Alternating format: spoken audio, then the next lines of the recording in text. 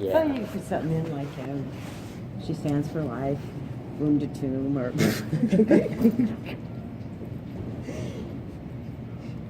She's not one of the radicals that burns down Planned Parenthood.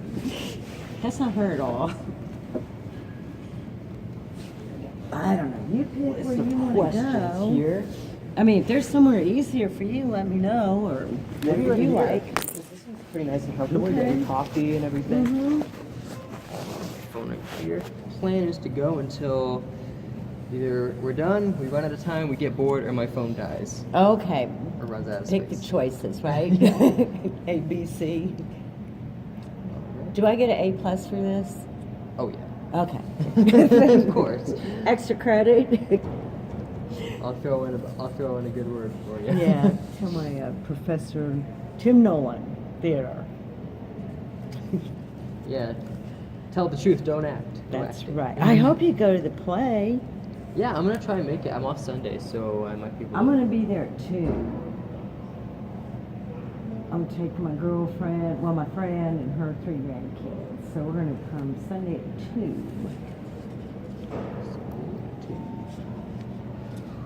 All right. Let's. Oh, this is recording. Is that okay? Oh yeah. I like doing that because I can actually like upload it and then not edit it, but like view it a lot better than when it's just on my phone. But you can edit it. I can't edit it. Meaning like take parts Yeah, out. yeah. Right. I want to keep it as genuine as possible, of course. I don't wanna mess Right. anything up. All right. Let's see here. Got a bunch of questions here. We don't have to get through all of them, and they probably will lead into each other. But let's start with the basics. What was your childhood like? What was my childhood like? Well, I was born in 1956. I was Catholic educated. And I grew up in Kinsey, Kansas. My mother is Mexican. She's deceased now. And she worked in the garment district Oh, yeah. full time. And my father was a furrier. He had his own professional fur shop, and then was a consultant for Alaskan Furs. And he helped start Ambiance Furs, which Really? is now in the plaza. But they started out in, I think it was Prairie Village, yeah. So they had both a background in sort of like clothing. And that Yes, type of thing. exactly. And the funny thing is, when I grew up, my mother, she made coats in the garment district. Yeah. And that's on the Kansas, Missouri side. Of course, it's torn down now. And she was a union worker. She'd make the season coats, spring coats, summer, coats. What the heck is you a know, summer like a coat? raincoat. Oh, okay. Capes, you know, things like this. And of course, the winter coats. So when she would sew my coats, everybody at school had a store-bought coat. Mm-hmm. And I was like, oh. So I Yeah, didn't, why go for that when you can make your know. own? As a child, you're like, all my friends get a coat bought here or there, and my mom makes mine. Yeah. Which now you go, whoa, my mother made a coat like that. I mean, not And everybody can say that. That's actually right. really cool. And they were professional coats. And then how many people can say, oh, well, for my first communion, my dad made my mink stole. You know, I wore to church. Oh my gosh. My grandma had a little fox stole, and then she brought it over to our house, and she never took it back, and it's just kind of like hanging up there. And does just it like- have the little claw feet on Yes, it? yes, Yes. Well, look in the lining. And like my father would import Japanese silk. Really? And I still have my first communion mink stole. Really? You know, I wrap it in a bag and put it in the freezer. True story. And then he would make like a rabbit hat, and we had little like the muffs that you would put your hands in, kind of like a Russian style, you Yeah. know. So that was like really special, I thought. But back then, the parents believed in discipline. Oh, really? Okay. So my parents and their generation, which I'm considered a baby boomer, the tail end of the baby boomers. Tail end, yeah. So our parents would use discipline, spankings, the belt on the behind. Well, my dad's choice was razor strap. Razor strap? Yes, a razor strap is a piece of leather that furriers would use to sharpen their knife to cut the pelts. Yeah. And so it was nice and pliable. Ugh. So very rarely did I get a spanking. But when you did, it was You would definitely remember what the razor strap is. Did that like affect you or anything? you No, think? because that's how society and our culture was then. You know, I like that you were able to kind of just differentiate that from then versus now. You know. right. And I think we've kind of crossed the line where, like, with my kids and your generation, my generation stopped spanking kids or Yeah. disciplining. And so now you guys have, I like to say, run amok. You know what I mean? Yeah. I don't know if that's the right terminology, but it's like, I can do whatever I want. There's no discipline. I mean, And, there's different forms of discipline though, besides. well, capital maybe punch. like the eye, like this. Oh, you that's know. very powerful though. But like for my generation, that'd be like, are you serious? Do you think I guess this generation's gotten kind of, what's the term? I wouldn't say like weaker, but you know, like maybe more Spoiled. spoiled, but like, I forgot how to say it. I get more easily like offended from stuff, or like, because they don't have that sort of background of, you know, like that sort of discipline. You mean thing. like the terminology snowflakes? Snowflakes? What do you think about that?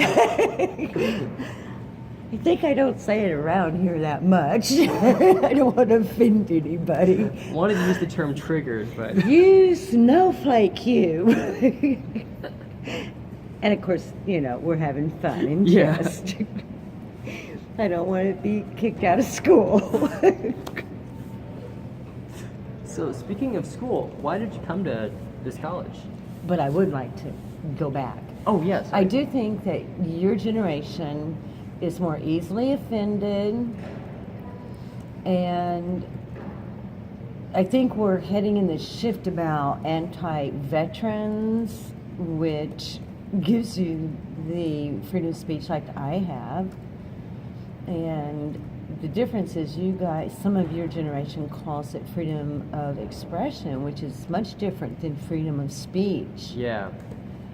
You know, and then it's like, okay, well, my freedom of expression may offend you. And yes, I think that your generation is not as tough-skinned That's probably what I was going for. Yeah. as me, you know, as my generation, is that we kind of roll with the punches. Our mom and dads had lived through the Great Depression, our grandparents, Yeah. you know, World War One, grandparents, World War Two, not mine, but, you know, World War Two. Did your parents live through the Great Depression? Yes, my dad would have been, he was born in 1916, so he would actually have been 101. So he lived through the Great Depression, and my mother, she was a riveter. Really? You know, and that was Before common. she. Went to the garment Yeah. industry because they needed the women to, you know, do these things for planes and bullets and, you know, for war. And it is known as the greatest generation. When you think that World War II could have infiltrated over here between Japan and Germany, and this is what is really neat about our school, is their history classes are very in-depth. Professor Boyles, Sarah Boyles, she's just very brilliant, and she also teaches the honors history one. Professor Derek Taylor, he's great too, but to go back and see it being taught now, more in depth, Mhm. things like that. I really like about this school. You have a passion for history? Yes, I love history. And the writing. Something that probably come very in handy. And then as you met Professor Chris Patch. Yeah. You know, he's one that helps me in the writing center. All you do is just bring your paper in, or you can ask questions. And That's hey, what I do you love about like this place. this? Or Everyone's so down to earth and like willing to help you out. Right. And so I've had like excellent tutors. Professor Mary Funk, she's retired. She taught here for like 30 some years.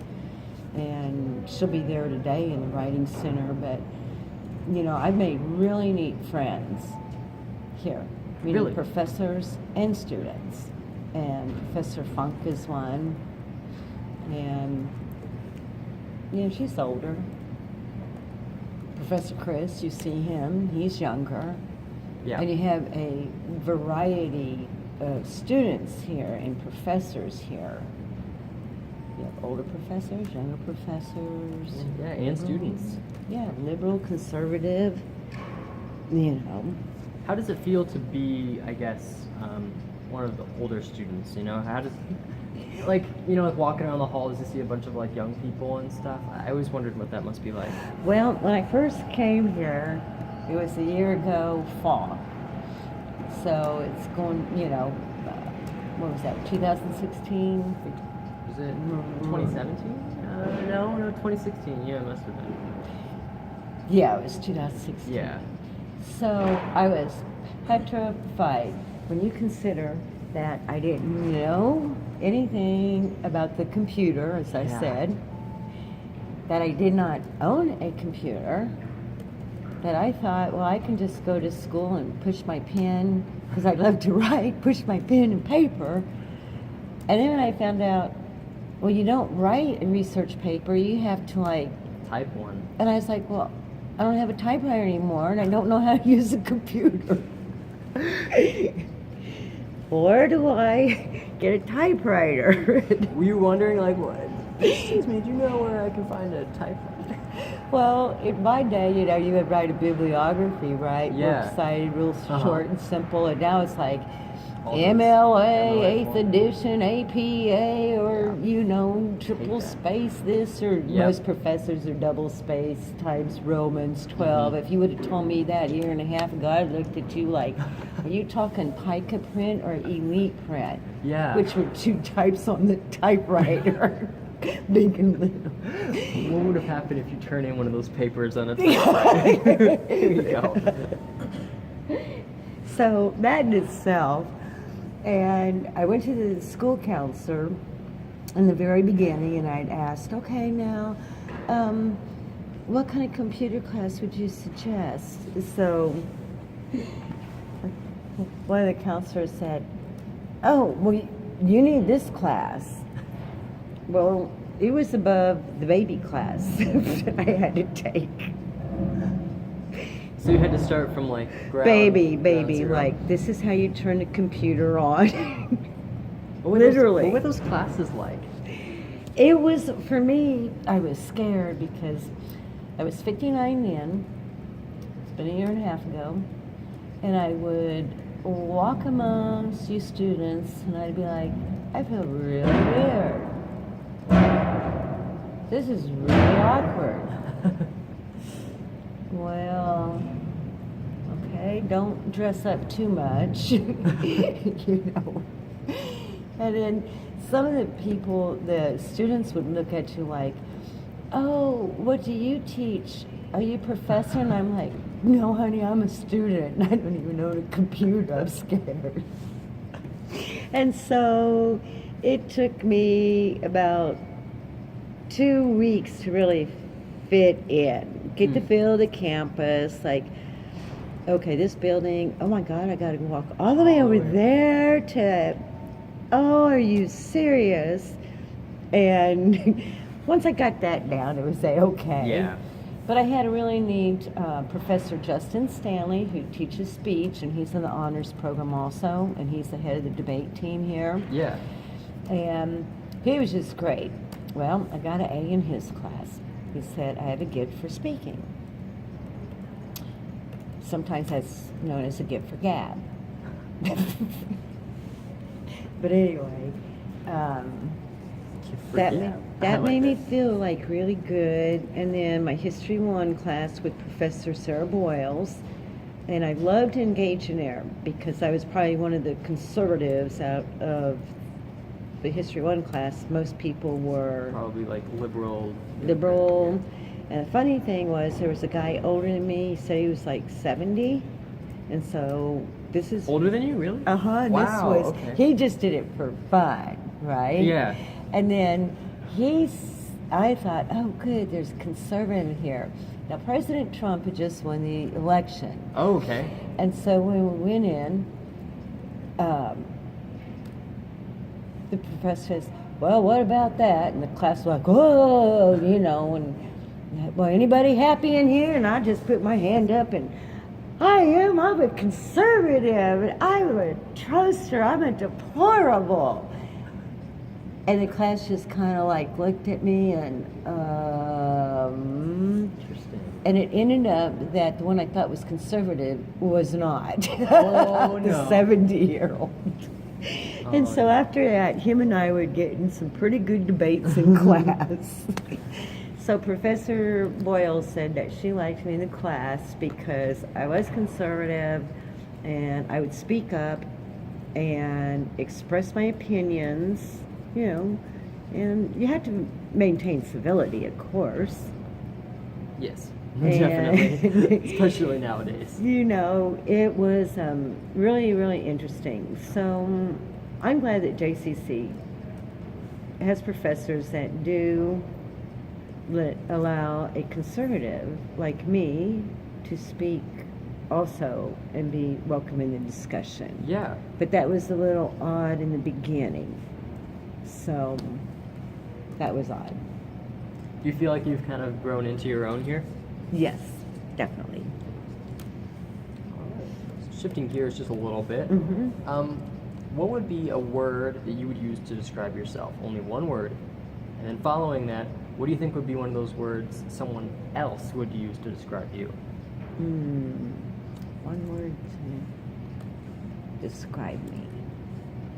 For all the marbles. How about non-quitter?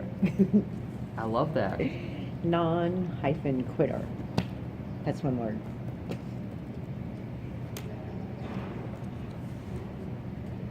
And your friends?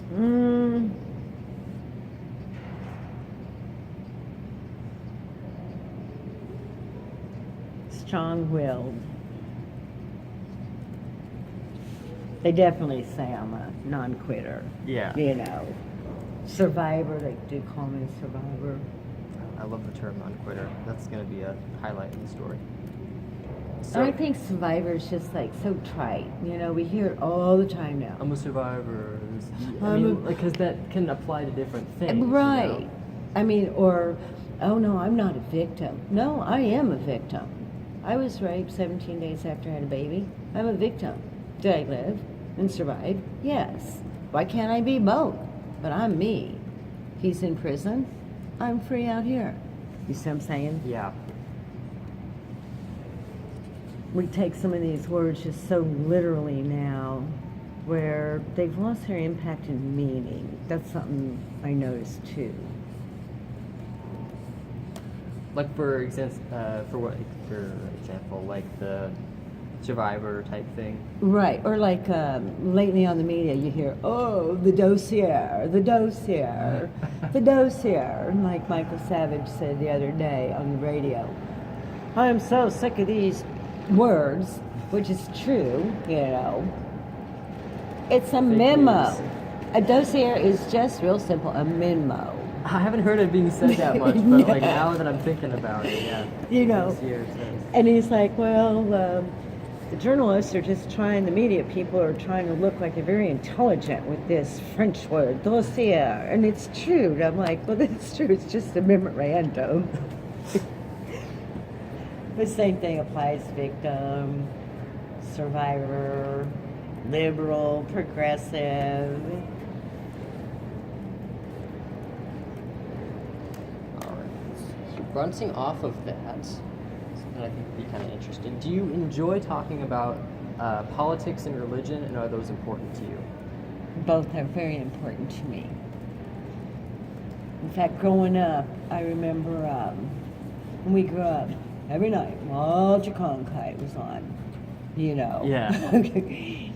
And news was a big part of our family. You know, dinner at the table,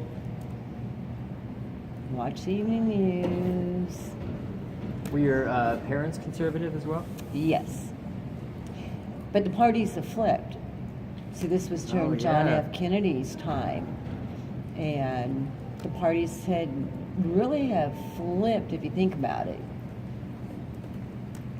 So, John F. Kennedy would be considered, in my opinion, considered a conservative.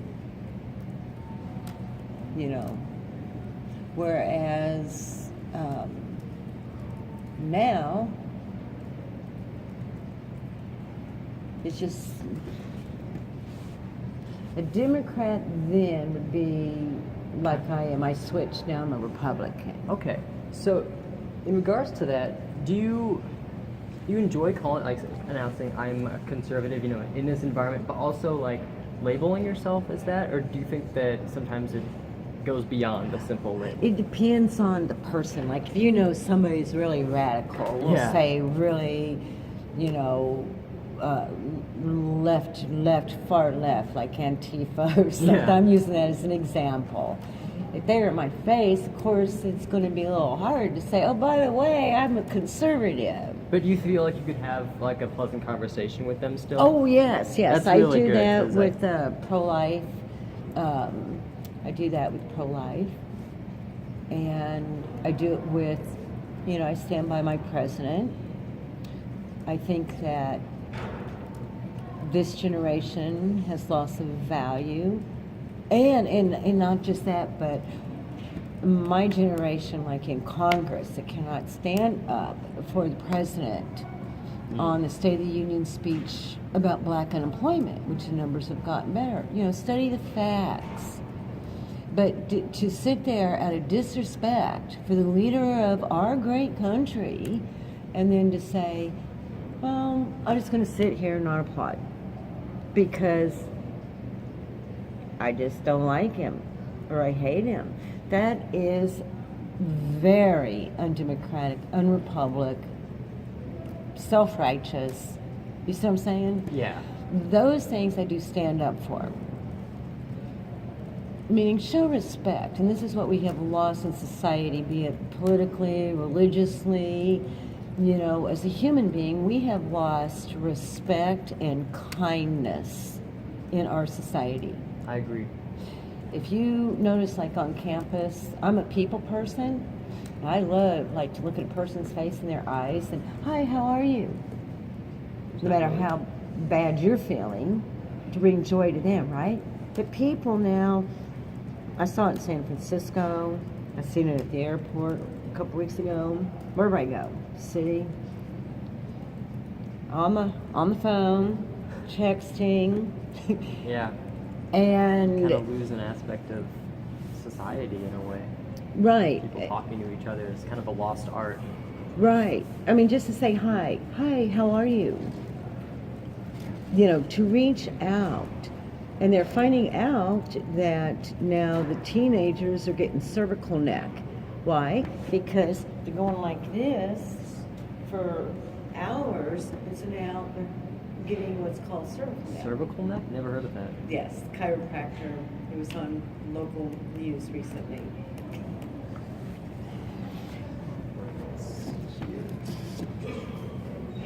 So, Communication, we've lost that.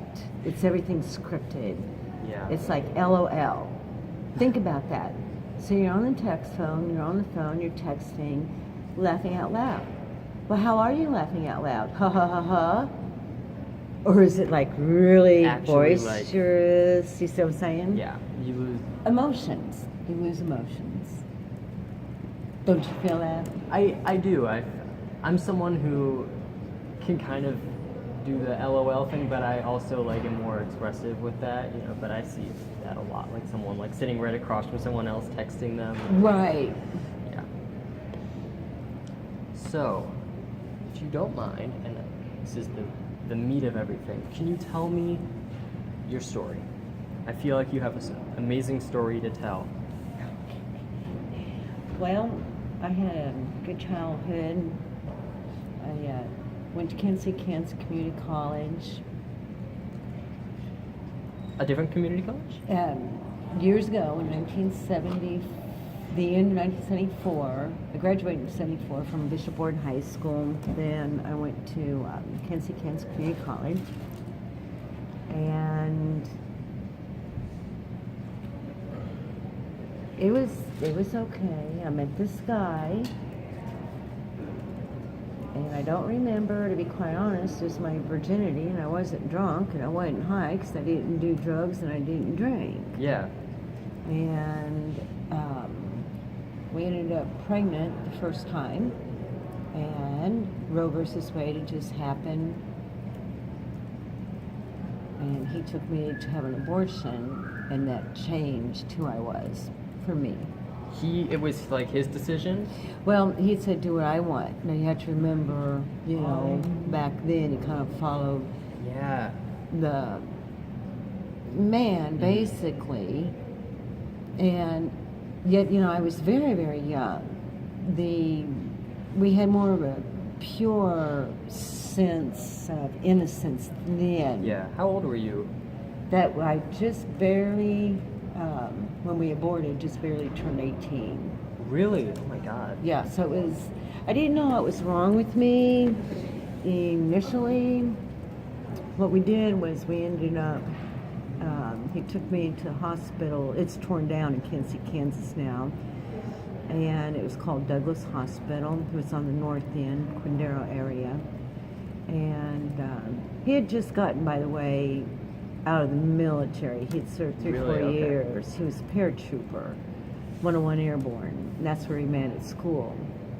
And remember that just clear as day. I don't remember going over there. Don't really remember signing any papers. I remember that it was a hospital abortion. I remember being doped up for like probably a week or 2 because they had put an IV in me. Mm-hmm. And see, we didn't have sonogram machines really accessibly available like Really? we do now. Uh-huh. Because sonograms had just come out.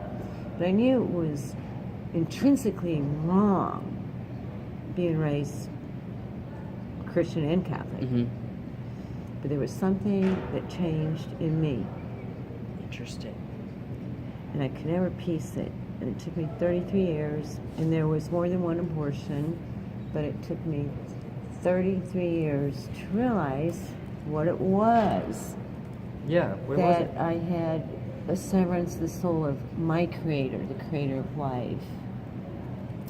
So I know there'll be people that say, oh, it's just a zygote. Yes, this is true. But It's just a weren't- what? Zygote, you know, Oh, the yeah. sperm and the ovum. But weren't you a zygote once? True. I was. And so was I. Yeah. And aren't you glad your mom gave you life? And so am Definitely. I. And, you know, there will be some women like me who regret this act. But I'm a pro-life person that, number one, doesn't go bombing, you know, or killing Yeah. the opponents. And all I do is hold a sign that says I regret my abortion, and I pray for our country and in reparation of all my sins in my life. Because I do believe there is a higher power, and Mhm. mine just happens to be God of Christianity. But there is the God of other religions. Yeah. You know, mythology gods, there's gods of Muslims, Islam, there's the satanic god, Yeah. the demons. So it depends on your religion, but for me, it was an egregious act. It took me 33 years to recognize. We got married. We had what's called the replacement baby. What is that? That means after an abortion, you feel something's not right, and then you guys, oh, here, let's get married, fix the problem. You're in a denial. There's this phenomena that the other side may not want you to know. But there is a pro-life person like me who has studied and researched and can put these pieces together, and we offer healing programs, and that's where I came back to the Lord, and for me that brought me much happiness. And I regret what I did. Many things in life I regret. Everybody eventually, we hope, will regret things in their life, because none of us are perfect. But I try now to be the best person that I can be, and that is to bring peace and love and kindness to everybody. Can you describe for a little bit that sort of, because it seems like there was a time where maybe you said that you kind of severed that tie to With God. With God. Because it's an unrecognizable. I don't think. What was that like, I guess? Well, okay, so we got married, and a lot of post-abortive parents. Did you get married to sort of fix, just kind of That's fix what. the problem? Yeah, that's what we thought, which You didn't. thought it work. was going to fill like a void. We maybe? both did, right. And then we ended up divorced. He re-entered the military. And How long were you married? 3 years and 3 days. 3 years and 3 days on the dot. Right, and I went to, he re-entered what's called re-upped into the military. So then he went into infantry, and he was transferred to Fort Ord. So we went out to Fort Ord, California together. And then he got deployed to South Korea. And then he wouldn't let our daughter or me go there. And his captain didn't want us to go, because even then it was still dangerous. And that's what caused our divorce. And I knew that this was not good, that I was not going to be with him, because Yeah. I still needed him to help me heal. And I didn't feel that support, you know what I'm saying? So Did you love him as a person? now, then no. I Then think no. Okay. no, not now, and not then. I do pray for him, because with my belief, I would hope that he would have healed and repented of what we did. You Yeah. see what I'm saying? And Does he feel any? Do you think he feels any regret? no, he married my best friend. I should say I don't know. Really? Wow. Yeah. So there's been a lot of heartbreak in my life. Yeah. And then after that, I couldn't hold relationships, Mhm. And if you look up in the medical diagnostic DSM Yeah. manuals, you can DSM. look up post-abortive syndrome, which is post-traumatic stress from abortion. Didn't know that existed. So it was finally recognized, I think, 2 or 3 years ago.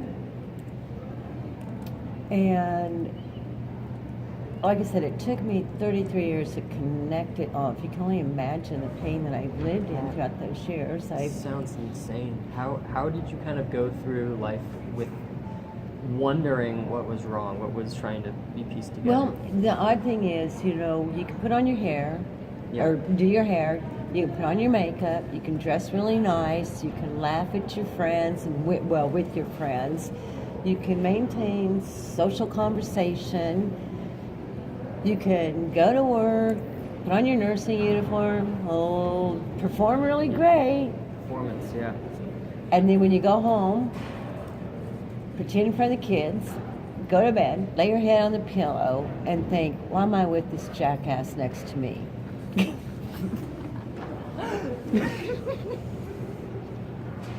That's gonna be a great quote. I mean, honestly, think was about this it. the same person that you were married to? No, this is like different ones along the line. I mean, honestly, back then, guys would use women and Yeah. dump them. And then you had the women's movement, burn the bra, Were sleep you a with supporter people. of that? To me, I was still young. I was like, it's kind of stupid. Yeah. I didn't really have boobs, so I didn't really have to So worry it about it. wasn't really a... I don't have boobs either because I had a double mastectomy. So, would you consider yourself in any sort of way a feminist at all? For God. In fact, I just did a paper on that. Feminist for God? Yes. There is a feminist that, when I grew up, like the Jane Fondas, who was older than me, that misled people like me. The Gloria Steinemans. Yeah. And so a person like me that might be, say, 8, 10 years younger, those were supposed to be our models. Do you see what I'm saying? Yeah. For life. Somebody that we would want to emulate. Mm-hmm. So this radical movement of feminism then, which was started, one of the founders in the 70s sits on the United States Supreme Court, Justice Ruth Bader Ginsburg. Yeah. So she wrote the book on this, along with another feminist. Well, then you had the feminist with the conservative movement named Phyllis Schlafly. That is more the feminist I am. A Well- conservative feminist that respects man instead of tearing man down. Yeah, yeah. This, oh, you're a white Christian, or you're a white person, or you're a black dude, man, you're just a man, you're nothing. This is very wrong. Mm-hmm. This is an evil eye of the feminist movement, if you think about it.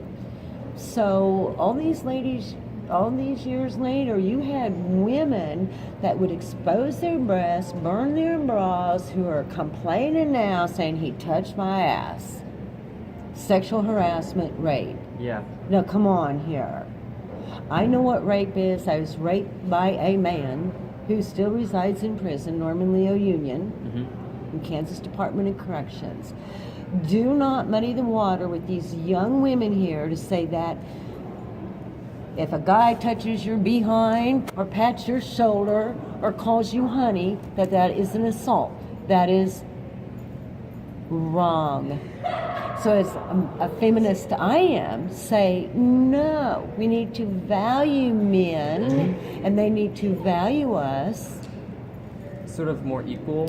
There is not even that. There is, if you go along the religious perspective, there is an order: God, man, woman, child.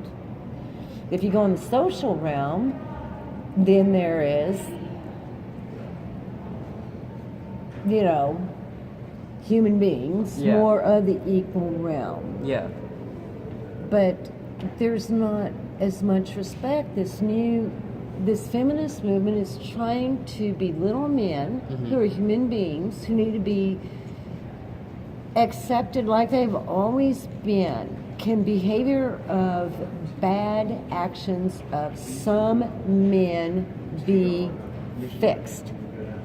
Either by prison, Or mental, therapy. mental health, but those are few cases. You cannot tell me that every man on this campus, professors or students, are evil men. You Right. cannot do that. Do you see it? Yeah. And do you see the women treating the men like that? Not really. And so it's more the It's media. more like the vocal minority are the ones who. And these are the ones who are having a big impact on altering society. Yeah. And do we really want unisex? I mean, honestly. Those Depends. who, want to change their sex, that's their option. Those who like men and men like women, Yeah. that's fine. So I see there is two different types of feminism. Are you into that liberal, progressive, women hate men ideology, or are you more on the moderate or conservative side that men are fun, they're great, I like them. And that's probably where you was at. You're right. Yeah. So As you see, I get a little passionate about this feminist movement today. Yeah, it's And the sad thing is, if you notice this, it's mainly the old feminists who are egging this on. The Jane Fondas, the Gloria Steinem, Madonna. Yeah. I mean, you know, but if you, and then they're getting the younger celebrities, and then that agenda's being pushed out there, and it's brainwashing the women and the men. And something that's very not right and balanced with that. There's no moderacy in it, Yeah. and that's very tragic for society. You believe in moderacy, sort of With pro-life, down the middle? no. Always, but I have experienced, you know, abortion on a level that you don't hear of, that the media won't focus on. So on that issue, no, you know. Not only that, I believe in nobody has the right to be euthanized like a dog. You know, there are people like me that are willing to provide professional, loving hospice care. Mm-hmm. But to do and follow suit like other countries to say, hey, because you have Down syndrome or because you've just been in a wreck and for a month you're going to be on a respirator, here, let's euthanize you. Your life is of no value. That's very wrong. Yeah. So those two things I do not bend on. As far as, is this a gray blue or a dark blue? I'm kind of like in the middle of the road, you Yeah. know. I think there again, it just gets down to how you treat people. I agree. Respect. Do you respect those who go on the other side? Always. That's But good. I'm not going to respect somebody that's going to behead me. Of course Yeah. not. And I'm not going to respect somebody who's going to rape me again, or kidnap me, or human traffic people. You Yeah. know, extreme violations of the law. Of course not. Right. You know, That dope is- dealers. We have a horrible heroin opiate problem in this Yeah, country. about that. So when you cross those moral boundaries, of course I don't respect, but I will protect. You don't respect, but you will protect. Yes. Protect the freedom of. Like which, if somebody- Which one do you prefer, freedom of speech or freedom of expression? Oh, freedom of speech, freedom of expression. Freedom of expression is just like boring. I mean, honestly. Freedom of expression can have, you can express it this way. Don't offend me. Oh, you might offend You can me. say what you want, but Yeah. only in this way. Yeah. And then freedom of speech is, you know, anybody with common sense hopefully would know I don't want to offend people. I will present my point of view like I try to be. So there is a difference. Freedom of speech is the one that's guaranteed in our Constitution. Yeah. Not freedom, I've never read freedom of expression in there. Just like freedom of religion versus freedom of worship. Big difference. Yeah. Worship means you can only express religion in a building, the Where- worship center. I didn't know that was a thing. Hmm Freedom of religion means Just you can in do the general. exercise, the 14th Amendment, the exercise clause thereof. So, let's see here. Going back just a little bit, I'm very interested in some of these. I feel like you had these moments in your life where something like fundamentally changed. Right. The abortion was one. And then Military wife, not going to South Korea with him, was second. This is my mother and father. And then... Did you want to go to South Korea Yeah, I did. to be with him, or To try to try really and make work it it work? out. Because by then, we had a kid together, a daughter. was that the abortion replacement baby? Right, right. And that's what, you know, is the terminology. Of course, you know, you don't hear that. Yeah, I haven't heard of really that at all. What was that sort of like about, and do you still have this baby, this child? Oh, she's like 40s. Really? So- I mean, I'm 60. You know, Yeah, I'm yeah. 61. Sometimes So. But there were trials, you know. Then I started dating. I really wasn't into it because I was still grieving, and I Yeah. still had not. It took me 33 years to connect. But throughout my life, I would pick bad image guys, you know, the motorcycle Yeah.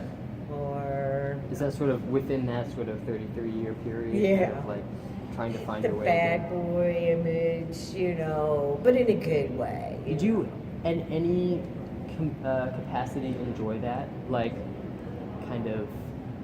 I mean, at the 33 years seems like kind of a big portion of your life. Was there Right. anything about that whole experience that you enjoyed?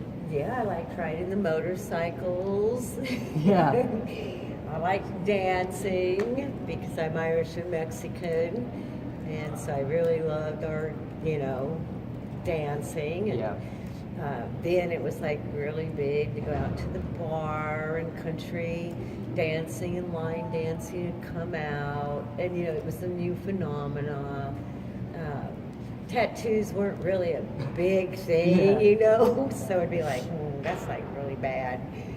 I mean, the guys probably wouldn't think so, but you did go around seeing women my age really or older having tats, right? Right. Now you do. With the lower back. Yeah, exactly.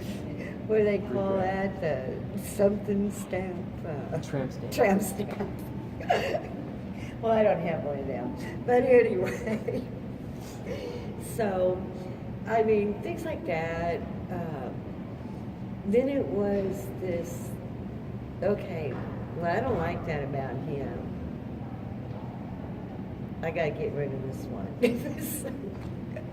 You know, just kick them to the curb. Yeah. Because I felt like I was kicked to the curb. So no wonder psychologically, You kind of had that sort of. you know, I was looking for somebody to love and protect me and me to nurture and love them, right? Yeah. And I was like, well, okay. So I was, I guess, a heartbreaker. It was kind of a lot of that, right? Just kind of. Was it kind of like a cycle with different. Always. Was there ever anybody who you found was like, this person is good? Yes. There was quite a few of them. What happened with that? I dump them. Just dump I them. mean, I'm sorry. I mean, but I think life is about complicated. that. I think that now, and I was like, oh my gosh, he was such a good guy. He was an executive at this Farmland Industries. He graduated from a certain private college, Yeah. you know. And I just like, you know, went out with him once or twice and just like, But the emotion dump probably him. wasn't really there. What was. Well, he had a backache.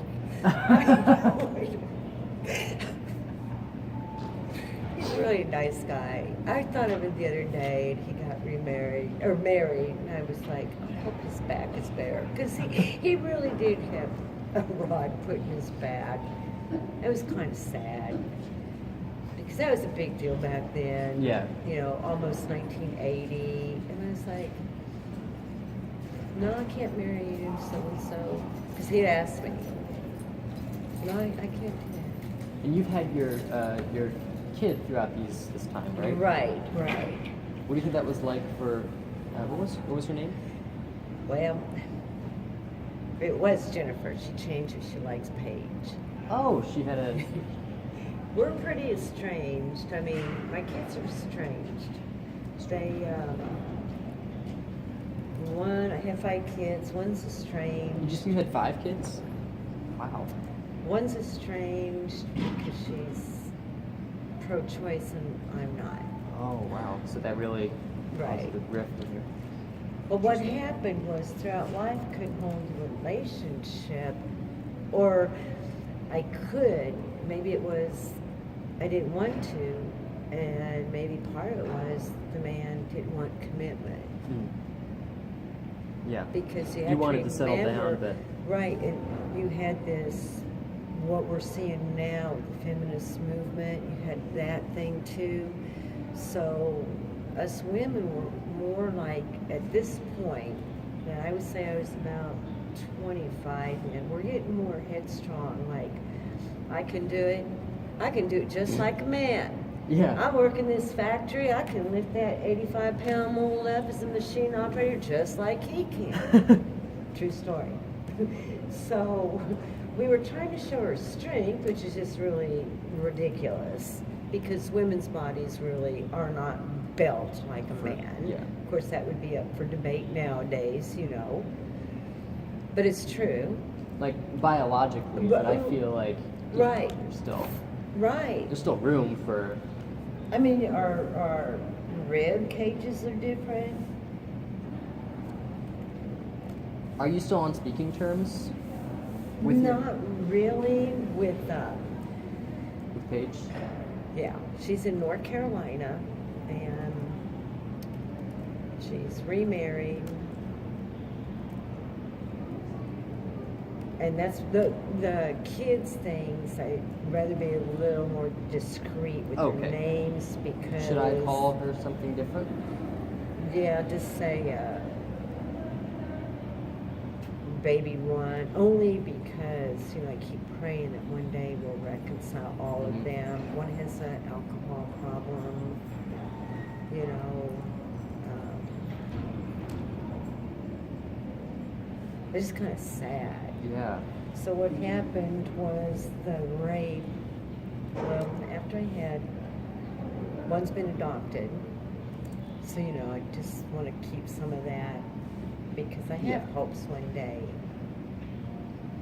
So one thing, I tell the Lord, if we never get back together, please save their soul like you saved mine.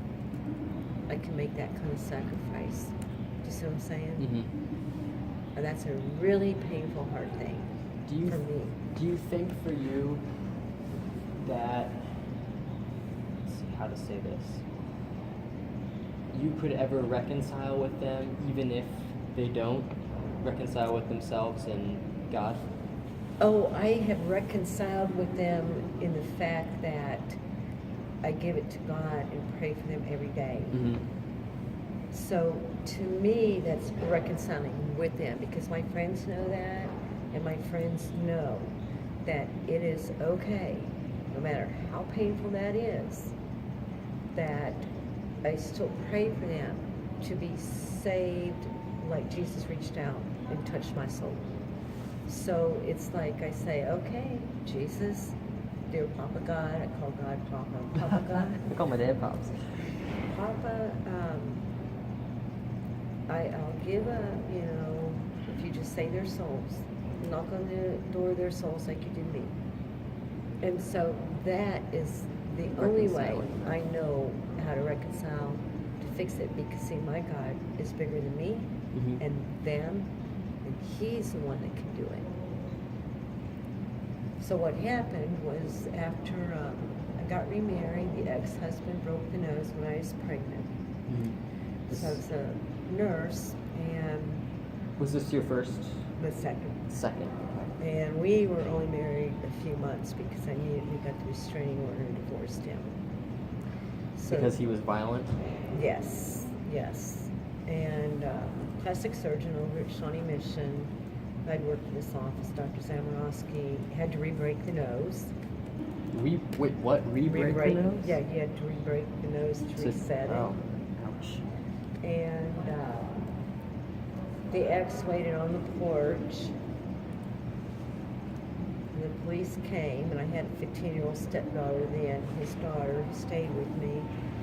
And, You have a stepdaughter as well? well, she was, yeah. So the police came, and he just sat there and said, you know, he didn't know why he did it, which I understand he's deceased now, died of a heart attack. Oh, really? Okay. So, He, I never he knew didn't why know he- why he attacked you? well, I'm pregnant with his child. Oh, okay. So I knew then that I had to divorce him because this is one reason that I stand up for women and men about respect and about being kind is you do not treat another human being like this. And if you're ever in a domestic violence situation, no matter who you are, this isn't about man and woman. This is about, friends, lovers, gay, straight, whatever Yeah. the case may be. You must get out of the situation because death can very well happen in these situations. The doctor said he was a quarter inch to to shoving the nose into my Brain? less than a quarter inch into the brain. Oh my God! So that could have So- killed you. Oh, yes. So, Dr. Zamrowski, we broke the nose, and I never went back. And I divorced him. And when the kids and I were living alone, that's when rape happened This is after your second, after the broken nose. after the broken nose. So, Kansas sent... How old were you then? I think I was just barely 30, I think. So the city of Kansas sent us over, recommended us to go to it's a very bad neighborhood, the projects is what I call it, in Argentine. And Where was that? Argentine, Kansas. Argentina. Okay. I said Argentina. Not Yeah. Kansas. And I didn't know how dangerous it was. So, I didn't know anything about crack. I didn't know that crackheads stay up at all hours of the night. Usually don't have a car in the projects. You see a crackhead? The whole neighborhood whole was. neighborhood. Why did you go there? Is that where they Because recommended? that's where the government, the police said, oh, this, and I went to That's housing. a terrible idea. Because I had my stepdaughter with me, and then at that time I had 3 children. 3 children. So at this time you had 3 children. And my Was- stepdaughter. and so that technically 4-ish. Right, and one on the way. And that's your so, right here, I'm a LPN working contracting hours. There wasn't a whole lot I could afford. Yeah. So I had to go to subsidized, And then shortly thereafter, I was brutally raped after I gave birth, 17 days after I gave birth to my son. Was this someone you were in a relationship with? No, or it was this what we would say is an acquaintance. He stated that his name is Norman Leo Union, and he's in Kansas Department of Corrections. He stated that he lived there with his girlfriend Linda, when in fact that was a lie. I didn't know it at the time. And he had just gotten out of Kansas Department of Corrections, KDOC, a few months prior for an armed burglary or robbery, and he had the use of a weapon. So it's not like he was this great character. Yeah. And he came over one evening to borrow the phone.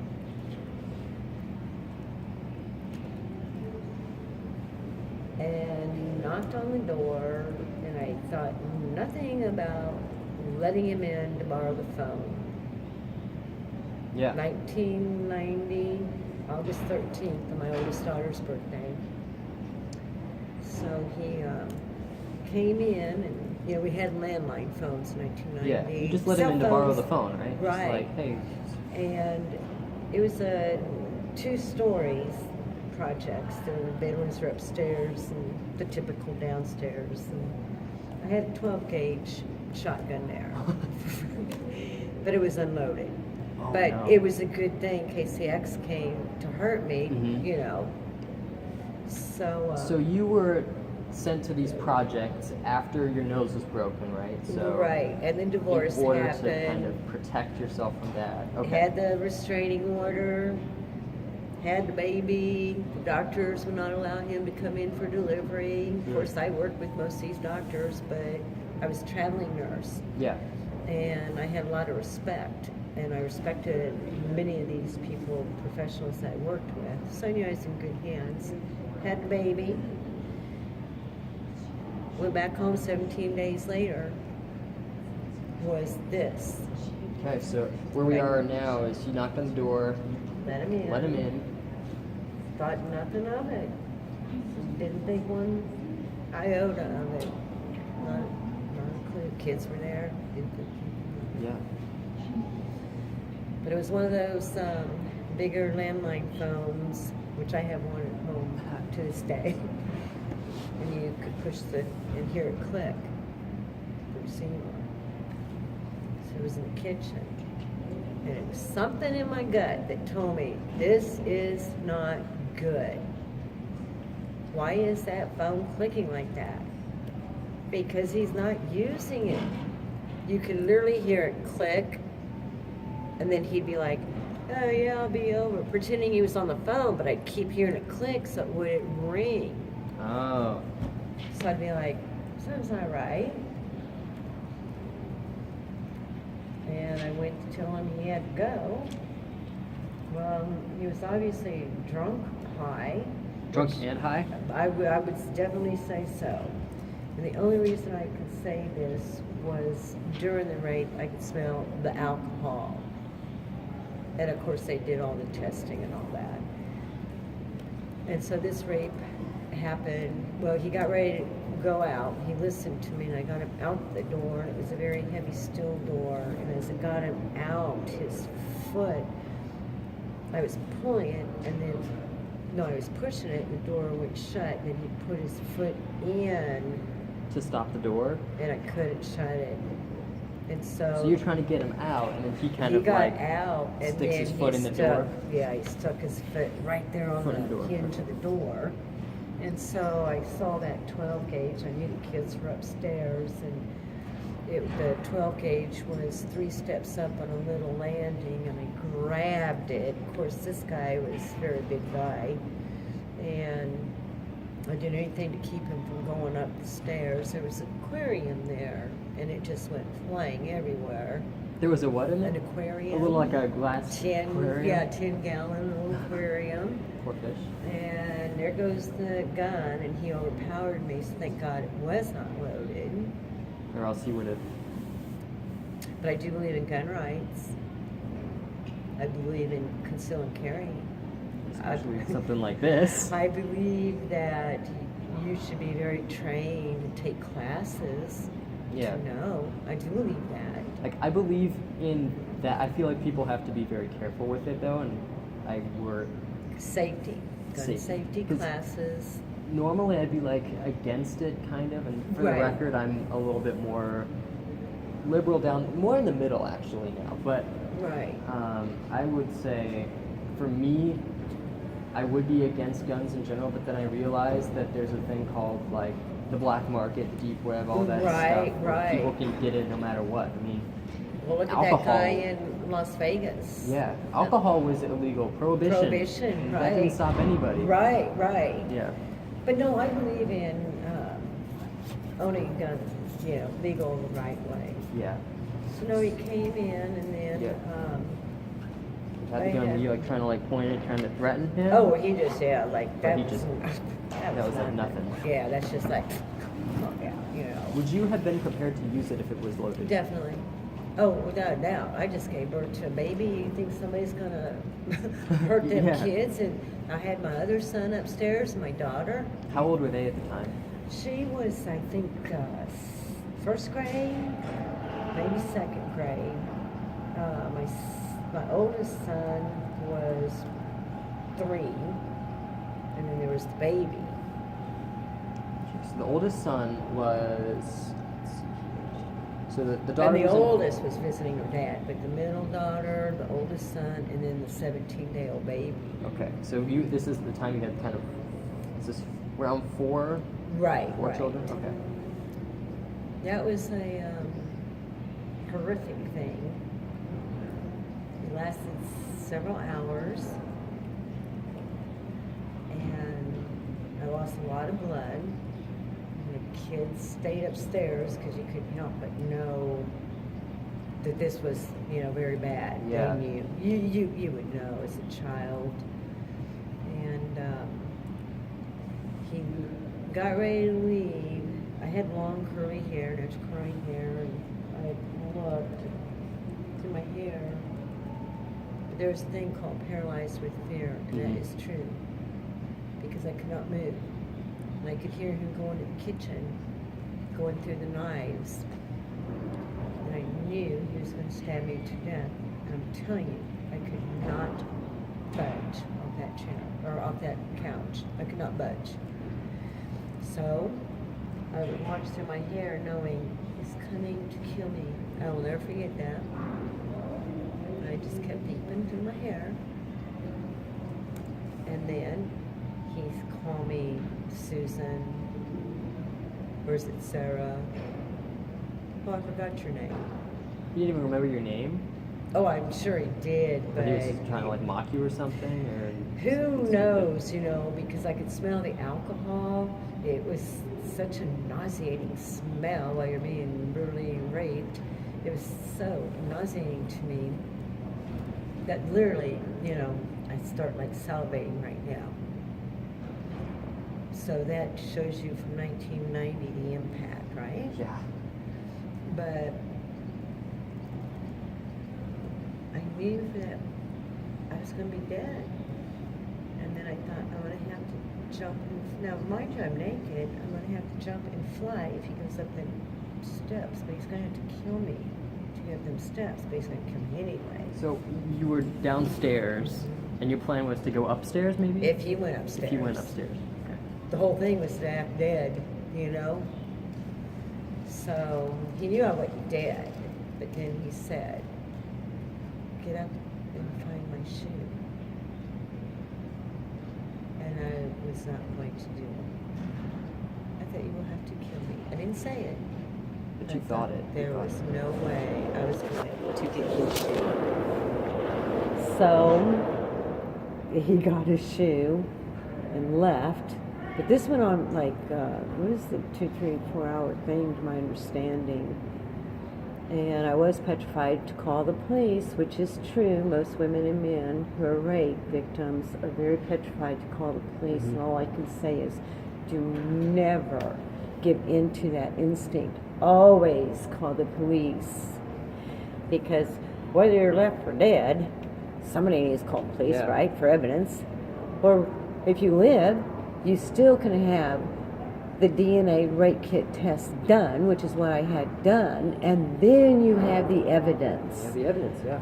And you do not you should not have that right to be self-destructive to yourself by not reporting it, Yeah. or to society, or to children, or the next victim can die. Save yourself, protect you, because he can come back for you. Whether you're a man or woman, men get raped too. We do not hear about this, but this is a stat, this is a fact. And it was after my rape that I realized that men were being sexually assaulted. Because, we didn't talk about it, we didn't hear about it. When did you realize? Like, After my rape, and I got a little bit stronger, and it took them a few months, and they got my rapist and put him in prison. how'd they catch him? He was on the loose, on lamb, and the funny part about that, it's not funny. You have two entities, right? The sheriffs and you have the police. So the police are usually for the city or the Yeah. municipality. The sheriff's for the county. Now think about this. Who was looking for him? So I go to the hospital. I couldn't drive. I was in such shock that I finally called my friends. She came and her 18-year-old son at the time, who was like 6'4". I'm standing at the door naked. Can you imagine this? Yeah. That is how shocked I was.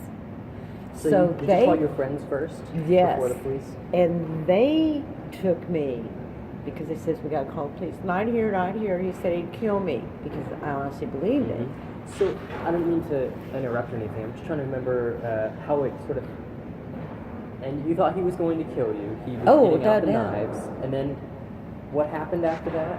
Evidently, He just he kind of just did- put it back, he just- but then come back in the room saying, "Find my Find my shoes, shoes." Sue, Carol. What's your name again?" Which I refused to answer, Yeah. but I sure wasn't going to get him his damn shoe. And so he just kind of left after that? Got his own Yeah, he shoes got and a shoe, he put it swam? on, and I just still laid there, just Petrified. petrified. You're literally just paralyzed, or I was. So he leaves. I don't know how long it was before I called, but I got help on the way. They came, I'm standing naked, and they drive me and the children to 7-Eleven on Shawnee Drive. Mhm. You know Miriam Shawnee Drive Yeah, there? yeah, I know what you're talking about. And I had, I think, 5, 6, 7 police car escort Wow. to KU. So, when I became a licensed practical nurse, we did the rape kit test. We were taught those. It's one thing to be a nursing student and to do a rape kit test. It's another thing, to actually be. yeah, because when you do the cotton swab, what I intensely remember was my mouth was very dry and they pissed me off. They'd already, what they do is they literally pull several pieces of hair, not one, several at once, different areas, and down here, and then they'll cut. And when they do the bud, and then when, of course, the bottom check, and then when they swab this, think about that physiologically. You've been through shock and trauma. Mm-hmm. What happens? You become dehydrated. Yeah. So when you put the cotton, big hospital cotton Q-tip in my mouth, even though I knew it was going to happen, Mm-hmm. that was the trigger for me. That was like, and then you throw in at 2, 3 in the morning, well, we got this collected. Now, here, we're bringing in the therapist for you. So are you crazy? This is like, I want to go home. But then Yeah. I realized I had no home I was going to. They didn't let you stay in your- I never went back. What happened? So, what happened after that? I never went back. We started from scratch. I went to my brother's. I would be more like what you guys call couch surfing. The kids and I were basically homeless, living between my brother's house in Higginsville. He's deceased now. And then I'd go to a girlfriend's house over in Merriam. So we'd stay there a few days. It was kind of home hopping a little bit. It, just it trying was, to- yes, for survival, because I knew if I settled at one place, he would find me, because he's still on the loose. Yeah. So you live in that kind of fear, and if you are not surrounded by good people, and it is true, a victim should never be blamed. And this is where I differentiate this Me Too movement with just ridiculous things. The guy, touched me 30 years ago on my butt, a pat Yeah. on the butt. Oh, I was sexually assaulted. That is not sexual assault. This is sexual assault. Definitely. You see what I'm saying? Mm-hmm. So this is why Me Too movement gets me upset. Unless you are truly